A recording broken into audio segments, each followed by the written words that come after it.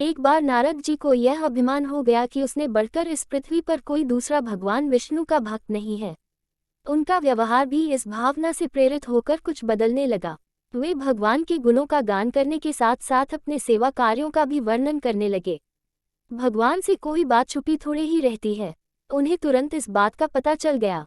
वे अपने भक्त का पतन भला कैसे देख सकते थे, इसलिए उन्होंने नारद को इस दुष्प्रवृत्ति से बचाने का निर्णय किया।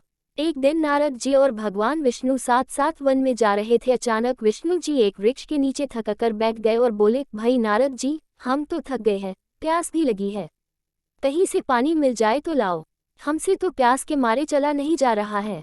गांव में त्राही त्राही मच गई। नारद अब क्या करें। उन्होंने भी घर में जो थोड़ा कीमती सामान बचा था उसकी गठरी बांधी और अपनी पत्नी तथा बच्चों को लेकर जान बचाने के लिए पानी में से होते हुए बाहर निकलने लगे। नारद जी बगल में गठरी थौमे, एक हाथ से एक बच्चे को पकड़े और दूसरे हाथ से अपनी पत्नी को संभाले हुए थे। पत्नी भी एक बच्चे को गोद में और एक का हाथ पकड़े धीरे धीरे आगे बढ़ने लगी। पानी का बहाव अत्यंत तेज था तथा ये भी पता नहीं चलता था कि कहाँ गड्ढा है और कहाँ टीला। अचानक नारद जी ने ठोकर खाए और गठरी बगल से निकलकर बह गई।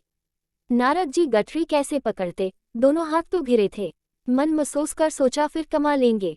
कुछ दूर जाने पर पत्नी एक गड्ढे में गिर पड़ी और गोद का बच्चा छूटकर बह गया। पत्नी बहुत रोई, लेकिन क्या हो सकता था।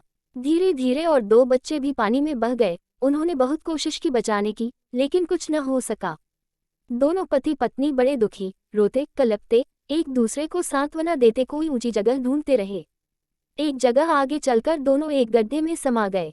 नारद जी तो किसी प्रकार गड्ढे में से निकल आए, मगर उनकी पत्नी का पता कहीं नहीं चला। बहुत देर तक नारद जी उसे इधर उधर दूर दूर तक ढूंढते रहे, लेकिन व्यर्थ रोते रहे। उनका बुरा हाल था, हृदय पत्नी और बच्चों को याद कर करके फटा जा रहा था। उनकी तो सारी गृहस्थी उजड़ गई थी। बेचारे क्या करें, किसी कौन से अपने भाग्य को या भगवान को। भगवान का ध्यान आते ही नारद जी के मस्तिष्क में प्रकाश फैल गया और पुरानी सारी बातें याद आ गईं। वे किस लिए आए थे और कहाँ आ गए। ओहो, भगवान विष्णु तो उनकी प्रतीक्षा कर रहे होंगे। वे तो उनके लिए जल लेने आए थे और यहाँ गृहस्थी बसाकर बैठ गए।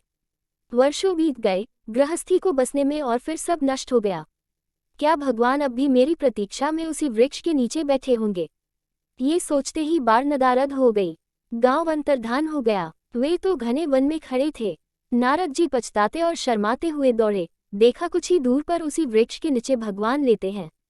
नारद जी को देखते ही उठ बैठे और बोले, अरे भाई नारद, कहाँ चले गए थे, बड़ी देर लगा दी, पानी लाए या नहीं। नारद जी भगवान के चरण पकड़कर बैठ गए और लगे अश्रु बहाने। उनके मुंह से एक बोल भी नहीं फूटा। भगवान मुस्कुराए और बोले, तुम अभी तो गए थे, कुछ अधिक देर थोड़े ही हुई है। लेकिन नारद जी को लगा था कि वर्षों बीत गए। अब उनकी समझ में आया ये सब भगवान की माया थी, जो उनके अभिमान को चूर चूर करने के लिए पैदा हुई थी। वे सोचने लगे, उन्हें बड़ा घमंड था कि उनसे बढ़कर त्रिलोक में दूसरा कोई भक्त नहीं है। लेकिन एक स्त्री को देखकर वे भगवान को भूल गए।